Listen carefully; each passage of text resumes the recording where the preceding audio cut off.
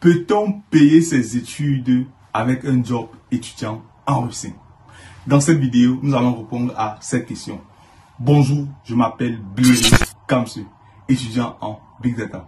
Si tu es nouveau sur ce canal et si nous parlons des études en Russie et du marketing digital, si l'une des thématiques t'intéresse, abonne-toi pour ne manquer aucun contenu de qualité comme celui-ci. Alors, petit rappel, pour toi qui es intéressé par les études en Russie, nous avons conçu un livret intitulé « Les 12 bonnes raisons d'étudier en Russie ». C'est un livret qui se lit très rapidement et qui te permet de te bâtir un bon mindset pour toi qui aimerais poursuivre tes études en Russie. Clique juste sur le lien disponible en bas de description et tu recevras le livret. Alors, revenons à notre sujet. Très souvent, lorsque les parents nous envoient étudier en Europe, l'argument phare c'est que voilà, après que tu sois arrivé, un an, on va pouvoir t'aider à pouvoir subvenir à tes besoins. Et après quoi, tu vas pouvoir te prendre en charge toi-même. Chers parents, il faut bien que vous compreniez. Si vous voulez envoyer vos enfants en Russie, vraiment, que cet argument ne vienne pas sur la table. Je répète, si vous voulez envoyer vos enfants en Russie, pour les études bien évidemment, il ne faut pas que cet argument revienne. C'est que vous devez vous tromper, ou bien vous tromper sur toute la ligne. Parce que les réalités de la Russie ne sont pas les réalités de là-bas. En Russie, comment ça se passe? La période hivernale dure d'abord pratiquement 6 mois. C'est-à-dire du 1er novembre jusqu'au 30 avril. Il fait extrêmement froid. Il dit extrêmement froid. Et alors, quels sont les jobs qui sont disponibles durant cette période? Premier job qui est disponible durant les périodes hivernales, nous avons les restaurants. Les restaurants, ils peuvent travailler combien d'heures? Pour un enfant qui étudie vraiment, il peut travailler combien d'heures au restaurant? Après quoi, nous avons les call centers. Il peut travailler combien d'heures? Peut-être les week-ends, hein, ou souvent en soirée après les cours. S'il peut, bien sûr.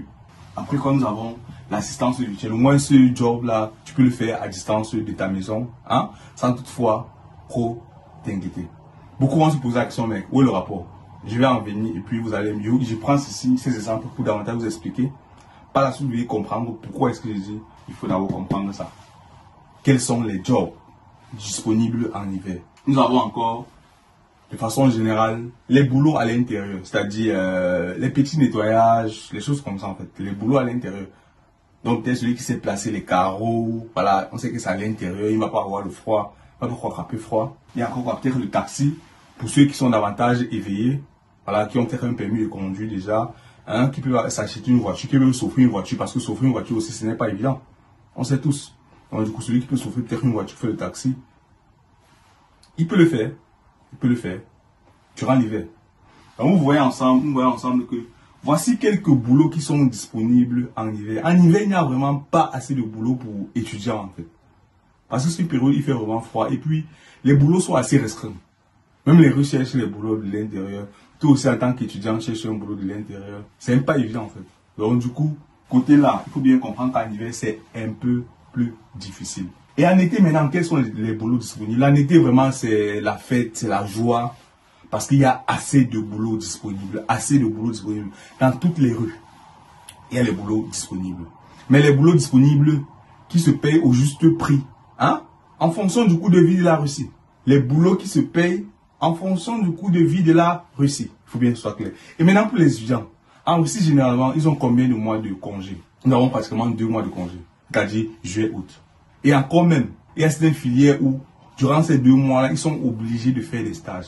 Par exemple, ceux qui font médecine, ils sont obligés d'aller en stage. Mais maintenant, les enfants qui sont, voilà, pauvres, ils sont obligés d'aller, que de faire le stage, d'aller faire des petits jobs pour pouvoir, voilà, subvenir aux besoins, en fait. Ou bien pouvoir préparer l'hiver. Alors, quels sont les boulots disponibles en été? Nous avons il y a les déménagements. Nous avons les chantiers. Les chantiers, voilà, tout ce qui peut, le nettoyage au chantier, hein, comment dirais-je, quoi encore, les ouvriers, voilà, les ouvriers dans les chantiers, on a vraiment besoin parce que partout en Russie, c'est le moment de construire, donc du coup, on a besoin des manœuvres par-ci, par-là pour pouvoir faire avancer les travaux rapidement.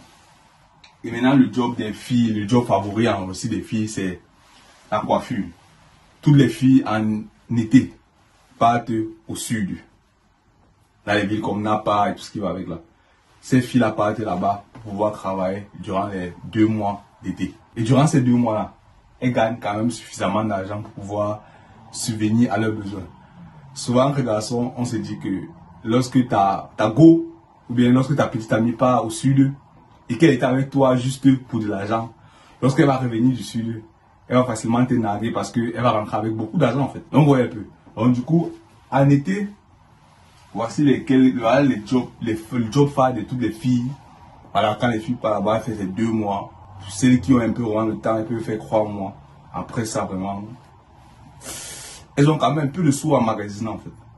Vous voyez vous-même, chers parents, que durant l'hiver, qui dure pratiquement 6 mois, il n'y a pas assez de job. Ou alors les possibilités sont assez réduites d'avoir un bon job étudiant.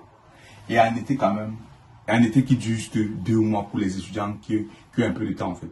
Vous voyez vous-même, vous convenez avec moi que si vous envoyez vos enfants, dites que, ok, à partir de la 2e année, tu vas pouvoir te prendre en charge toi-même. Tu vas pouvoir se prendre en charge soi-même. Comment? Avec les petits jobs, il faut bien que ce soit clair, est-ce qu'avec ces petits jobs, il va pouvoir se prendre en charge? Est-ce qu'il va pouvoir, en plus, peut-être de se nourrir, payer encore sa scolarité? Il va économiser quand? Il va partir à l'école quand? Jusqu'à pouvoir économiser, payer sa scolarité, se nourrir, subvenir à ses besoins, se divertir même. Comment? Vous convenez avec moi que ce n'est pas possible parce que ce n'est qu'en été. Et l'été qui dure pratiquement 2 mois pour les étudiants, juillet et août. Parce que jusqu'au 30 juin, il y a les examens. Donc, vous convenez avec moi, chers parents, que ce n'est pas évident pour un étudiant en Russie de pouvoir payer sa scolarité, parce que c'est l'un des éléments phares, payer sa scolarité avec les petits jobs étudiants. Ce n'est pas possible, ni va se moche. Pour l'étudiant qui le fait et qui dit à ses parents, ok, je parviens à m'en sortir avec mes petits jobs étudiants, que je veux payer ma scolarité, je suis à mes besoins, demandez-vous bien s'il parle encore à l'école. Il va peut-être avoir le visa étudiant, mais c'est lui qui est le chef chantier. Parce que c'est aussi ce qu'on appelle les nataniques des chantiers. Donc, les responsables en fait des ouvriers. C'est lui qui est le chef chantier là-bas. Parce qu'il n'est pas jamais à l'école. Tout simplement parce qu'il voulait vous faire plaisir, bien parce qu'il voulait se taper la poitrine en disant, moi je paye mes études voilà, je paye mes études avec mes jobs étudiants. Donc, chers parents, avant d'envoyer vos enfants aussi, rassurez-vous, vous avez le minimum pour qu'ils puissent subvenir à leurs besoins.